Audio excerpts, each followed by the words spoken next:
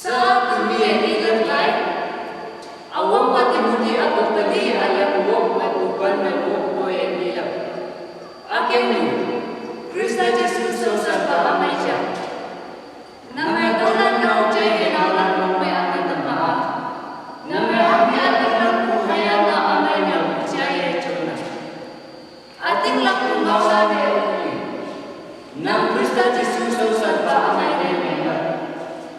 Kau ni ombu hayang kumawal mayo dan mawalan tertaja. Kau sungguh mengolam nam di nyawa. Ham cingna kumai mahal buah acing hapu cingna itu.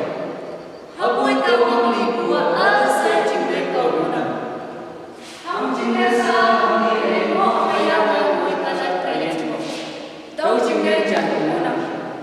Tahu pangawat tinggal hayang asa yang Ham cingna teman ayam kau. Au kata asai hayang anane mengpadan yang ibangunan. Ida mohonam. Namai taulan pada hayang nyau.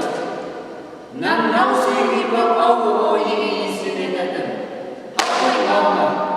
Ayam ngau kan kuma. Ating lakuma. Jauh si kuma.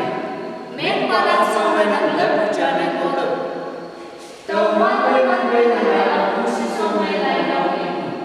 Hen hayang lai nau bukan mufadu. Lomai namai yang singguai ngau mai pungai nang dewa puhangi ngau nang menunang tau kau ini tak. Hayang lai pada saya somai nang jalan atau dengan lek cine. Tau nan men mufadu hayang lai tau nan men mufadu. Nang yui cing hayang lai namai nau cing ke mufadu. Tau nan men hilang lai mufadu. Ham cing nan tau nan lingku men nang yui ni hayang lai nang ngau cai palat bunyi.